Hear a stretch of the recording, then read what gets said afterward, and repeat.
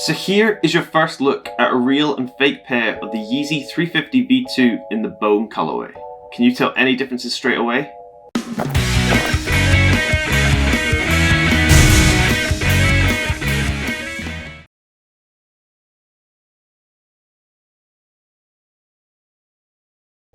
Hello and welcome back to the channel. Today I have another comparison for you, and it's between two pairs of the Yeezy 350 V2 in the bone colorway. So I have two pairs here. The retail one is the one on the right and the fake one is the one on the left. The retail one was purchased directly from the Confirmed app, and here is the fake one. It's just a comparison to show you what to look for if you're trying to purchase the retail pair. So as you can probably see, there is a difference in the size of the boxes, but this is only because the fake pair is a US 7 and the retail pair is a US 6.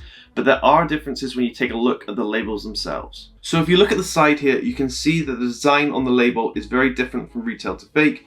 On the retail one, you can see the sizes is split up into 6 sections of all the different countries, whereas on the fake one, you only have these 3 sections.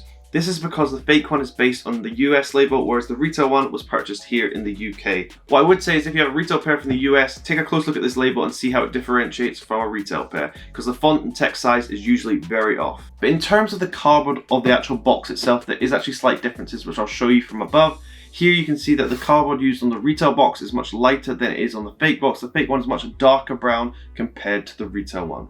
But nobody wants me to talk about the boxes, especially if they're different sizes, so I'll open them up and take a look at the shoes. So we'll open up the retail one here. You can see the paper is wrapped clearly around the shoe. On the fake one, the shoes are completely exposed. The paper is lying flat on the bottom of the box. This is just a normal thing that fakes do. I don't really know why. They just don't seem to bother wrapping them in the paper, which is very weird to be honest, because it's a very easy fix. But pretty much every fake I get, the paper's pretty much always flat on the bottom of the box. So here is your first look at a real and fake pair of the Yeezy 350 V2 in the bone colorway. Can you tell any differences straight away? So these are both obviously dead stock, and how good do they look? A pure white Yeezy just looks so good when it's clean. They look a bit rubbish when they get a bit dirty, but when they're first out the box, I think they look absolutely spectacular.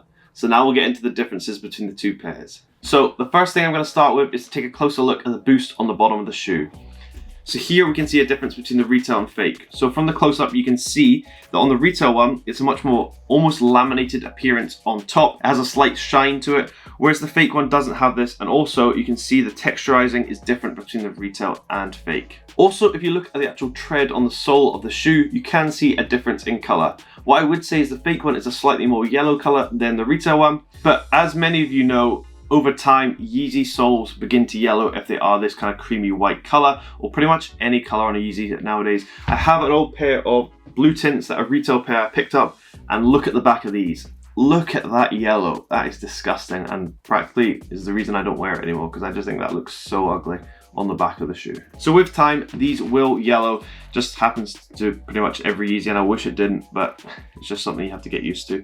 So with time, the retail one will start to look more like the fake one. Spinning the shoe around to the back and taking a look at the heel of the sole, you can see where this part of the material from the bottom of the tread wraps around the back of the heel, and here you can see the differentiating color once again. It looks like there's 2 materials used on the fake one compared to the retail one, where they've matched the color pretty much perfectly. Spinning the shoe to the side and taking a look at the stripe, and I'll have to give you a close-up of this, you can see differences with the underlying holes on the stripe itself. So I believe the stripes are actually a different thickness because the holes beneath are more visible on the fake pair compared to the retail one. However, this is incredibly close, and from first glance, you're really not going to notice this, and I only really noticed it because I have both pairs in hand, because this is a very close and minor detail. So taking a look at the back heel tab of the shoe, on the inner side you can see it has 3 Adidas stripes on both the retail and fake. However, on the left shoe here, you can see that the stripes on the fake one are just not evenly cut compared to the retail one, and has quite a few mistakes towards the upper part of these 3 stripes. What I would say is the prime knit on both is practically identical, even in feel and appearance. It pretty much looks exactly the same. So if you're looking straight at the prime knit, I don't think you'd really be able to tell the difference between the two. Now we're going to take a look inside the shoe, and they do come with a paper tree stuffing. If you compare the retail to fake, you can see a clear difference here. So from the close-up, you can see that the retail paper is more laminated than the fake one, and also is a darker color compared to the fake one, which is a more white. And it has that more tissue-like feel to it. It's much softer on the fake one compared to the retail one, which I guess offers a little bit more support inside the shoe. But it's just paper anyway, you're just going to take it out. So, but something to note, if you are trying to authenticate, there is a difference between the inner paper. Now I'm going to take out the insoles from both. So here we can see a difference between the retail and fake. So from the close up here, you can see that the color of the insole itself is actually slightly different.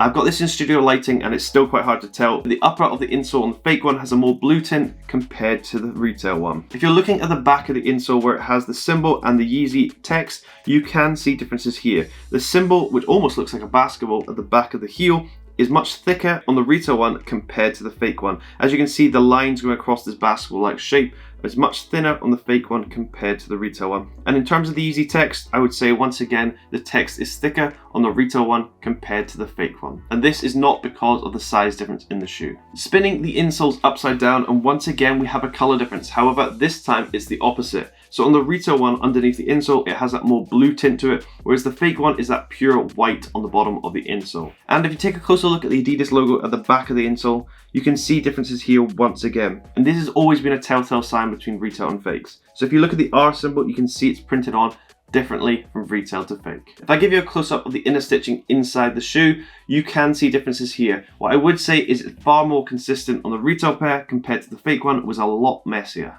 Having placed the insoles back inside the shoe and spinning it back upside down and taking a look at the toe box area where it has the Adidas logo at the front of the sole, we can see differences in the size of the text here. So from the close-up, you can see that the Adidas logo is much larger on the retail one compared to the fake in terms of font size and the actual thickness of the text. An interesting thing to know about the right shoe is that the labels come attached to the laces themselves, and the fakes have been updated. So they now come with this like rope-like string, I guess, because Adidas are trying to cut down on plastic, but obviously the fake ones are just trying to copy the retail ones. So they now have updated this little string thing to be exactly the same as the retail pair. In terms of the labels, the fake one has done it on the US labels, just the two, whereas the retail one here has multiple labels because it is purchased in the UK. So just look out for that depending on where your pair is purchased. If you got it from a UK seller and you know they got it from the UK, it should have these labels. And if it's from the US, it should just have two. So just check out for that. The final difference, and probably quite a noticeable difference to finish this off with, is the actual shape of the shoe. So I have the retail one on top here and the fake one below, and the side angle shows it clearly. The shape is quite different between a retail and fake, and it's something that's quite obvious when the shoe isn't on foot. But once they're on foot, it's very hard to tell the difference in shape itself, obviously because someone's foot is inside it. But when they're off, you can see differences in the side shape when looking at them.